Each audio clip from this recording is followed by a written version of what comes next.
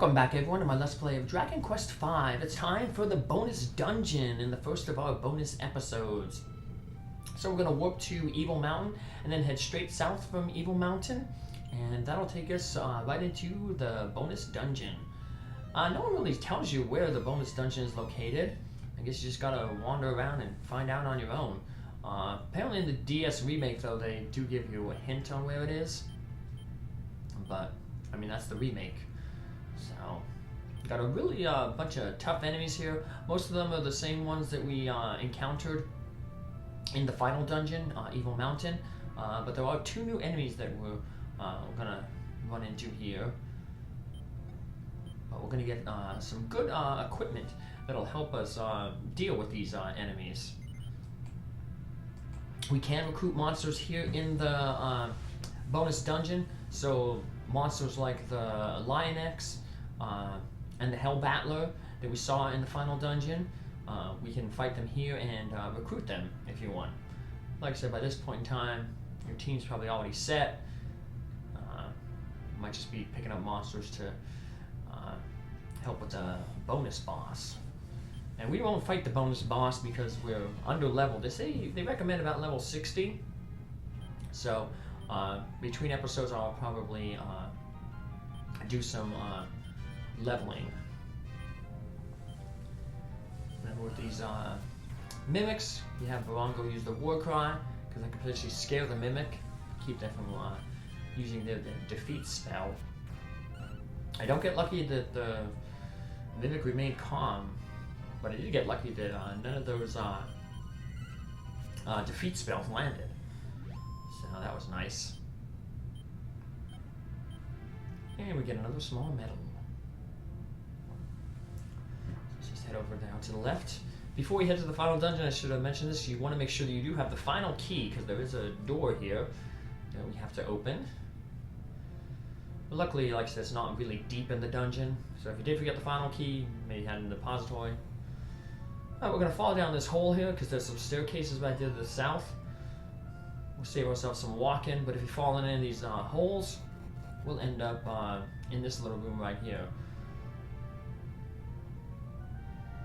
At least holes on this side are visible holes. There'll be some other holes. Well, actually, it's loose flooring, weak flooring, I should say. That if you step on it, you'll fall down into another basement. But we actually do want to fall into that one of those basements because there are two treasure chests down there. So just be careful here. I unfortunately am not careful and I accidentally end up slipping into the hole over here on the left. And I'm back in this room. But it's just a minor detour. So, but you notice a little bit further to the left there, you're gonna see cracked floors. If you step on a cracked floor, you're gonna fall down. So I'm just gonna fall down here anyway, just to show it off. I would have taken those stairs anyway, but so close. We'll take those stairs to get back up. Let's have Slavin use the step guard here. We want to head over here and definitely grab this chest here because it has the Drum of War. We saw what the Drum of War does when those evil spirits used it. It basically casts the by-kill spell on every single one of your characters. So I'm going to give that to Cosmo because he's the fastest because he has the meteorite armband. So his first move is always going to be to use the Drum of War. And you'll see the battles go much quicker when we do that. I have to recast the Step Guard spell here. I didn't have to recast it all the time. As long as one of your characters who has the Step Guard spells on them remains in the swamp, the others don't need to see, being crossed over that swamp-free area. While he was on the swamp-free area, Cosmo and Virago were in the swamp, and then by the time Bean got back in the swamp, and Cosmo and Virago were on the swamp-free area, like I said, Bean was on the swamp, so it kept the step guard up. It's just that if everybody leaves the swamp step, then you gotta recast it. So we got these tough dragons here. One of the two new enemies, if you don't count the bonus boss in this dungeon. Well, Halcon Fangs, so if you really have a bunch of monsters, guess these guys could be good to farm to try to get some of those fangs. So it's a really pretty much one of the most powerful single target attack items for monsters. That Hellsaber is also a pretty good attack item for monsters. None of our human characters can equip it, but like I said, it's mainly for like those Hell Battler monsters and golems. They can use that sword. So let's head on down. And look, we have a little bit of an indication of who the bonus boss is going to be. That little tile on the floor there. Sword of Decimation. Powerful sword, but it's cursed in the sense that a little bit of the damage that you do is reflected back on whoever uses it. So, Pippin can wield it, but we like him with the Falcon Sword. It helps when you're trying to farm like metal enemies to be able to hit twice. That would be really good with a Joe of War, casted by kill. Yeah, basically every single fight that I'm getting into, now that I have the Joe of War, Cosmo starts off by using it, gives everybody by kill, and then usually Bean and Barongo can take out an enemy with their double attack power. So this is kind of a maze. I haven't looked into it, but someone said that the passageway is the same as the road that you take to get through the Road of Roan in Dragon Quest II. So, but yeah, if you take the wrong path, you just kind of end up back near the beginning. So, trial and error. We'll just follow the path that I'm doing right here. And if we, those torches light, well, we know we're on the right way. Head south here. And then east. And we're heading down another floor. Alright, this is kind of a confusing floor, because all the rooms are going to look very, very similar. The middle of the rooms here are going to be these 4 ways with a staircase in the upper right. Just got to remember which ones you went in. As you can see, this room looks very similar to the one that we enter the area in. It even has a chest over to the right. Another empty chest. But we do want to head up these staircases here because that takes us to a room where we ran into 2 empty chests. Now we're going to get 2 regular chests that actually have treasure in them. Well, one's a mimic. Now it'll give us a small medal.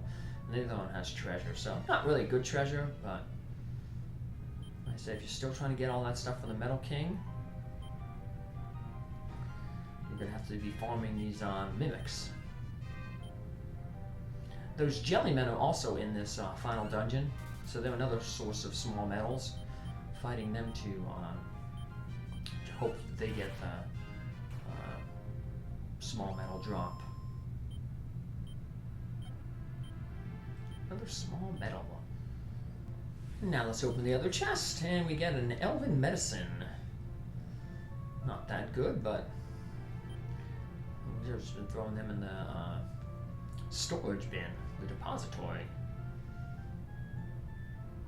Now let's just head back to where we came from, and we're going to stay out of the center here. We're going to head over to the left. And we're just going to head straight down from here, because that'll lead us to another treasure chest and kind of put us on the path that we want to go on anyway. So we go down as far as we can go until we get this treasure chest. We open up the treasure chest. King Metal Armor. And that'll go on Barongo. So we'll have actually 2 pieces of King Metal gear. The helmet and the armor. As you can see, it gives the best defensive increase to Barongo. So, out of all our characters, so we're just going to give it to him. Barongo has a bit of a weaker defense than most of the other characters because most of the other characters, well, all the other characters, they all have shields. Even Slaylin has a shield. So Barongo's lack of being able to equip a shield, that reduces his defense. it's okay that he's getting a bunch of metal stuff. If I did get a bunch more medals, the other metal piece of equipment, the Metal King Shield, that would end up going on to Pippin. And I have that on like the maxed out party that I have. Actually, like I said, because I was wanting to have all the monsters have their best equipment, I actually used a Pro Action Replay code to give multiple copies of items.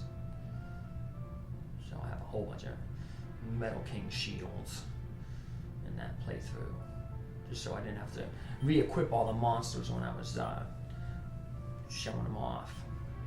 So then we get the Iron Ball of Decimation. It's a really powerful weapon for Sancho. So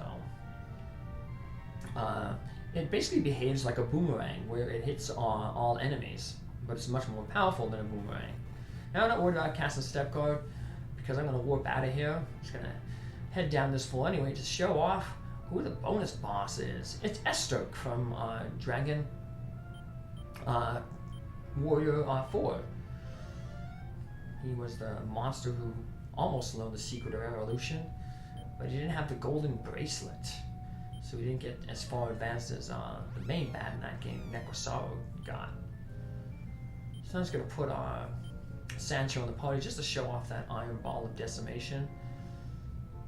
Of course, it would help if I equipped it, and I didn't realize I didn't equip it until I got to this screen here, until I got to that fight.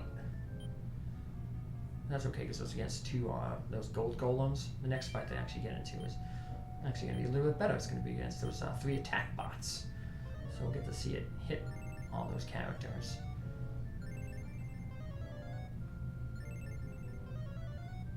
Yeah, Sancho, with this no agility with that demon armor that he has, he'll always go last. So he's good for like random encounters now, because he'll definitely, he'll definitely be outsped by Cosmo, so he'll always have the advantage of using the Iron Ball of Decimation at double attack, because he'll have the By-Kill spell on him. Just had Bean use his staff, deal some damage to everybody. And really damaging Pippin there. As you can see, it's like a boomerang. It hits all enemies, and the enemies on the left take more damage, and as it goes down further down the row, enemies will take less damage, just like a boomerang. But it's very, very powerful. And that is pretty much it. Like I said, I'll be doing some level grinding between episodes here to get to level 60. I'm also going to, unfortunately, my equipment, I don't end up having enough to buy the Shield of Reflection for Slaylin. Not that Slaylin's still much use, but still I like to give everybody their best equipment that I can afford, so that I'll get some experience and money for Slaylin there. It might take me a day or two to get those levels, because obviously the higher you level, the more experience it takes to get to levels. So it's not going to be like 1 hour to get 5 levels like when I did grinding between looting the Evil Mountain and then going back to defeat Mildrath in the end game. So it'll probably take me, maybe a day or two. But I do have another game that I've finished and have videos that I'm just going to add commentary to. So if I don't finish it off by tomorrow, I'll just have to upload a different game. It's a quick game. It's only going to be 3 episodes, but if you're interested, keep following along. So we'll just put a bunch of stuff here in the depository. Between episodes, again, like I said, I will level up. I will get Slaylin the Shield of Reflection. I'll turn in those medals, and I'll either get the Mysterious Bolero, depending on how many medals I get, or how many I have, maybe get the Mystic Armor if I get lucky and get a bunch of those Jellymen to drop small medals when I'm grinding in the bonus dungeon. So yeah, just a few 10, a little less than 10 grand short. So, but like I said, Slanelin will get that shield. As you can see, he's the only one who really needs it right now. And that'll, like I said, fully outfit our party unless we get like really, really lucky and get a Metal King shield, and that'll go to Pippin. So, well, that'll finish it up for this episode. I'm just going to save it. I will do that grinding off screen, and I will be back to take on Esther, the super bonus boss, in the next episode, the second bonus episode. So take care, have a good one. Thanks for following along. Hope you enjoyed this episode, and see you next time. Bye.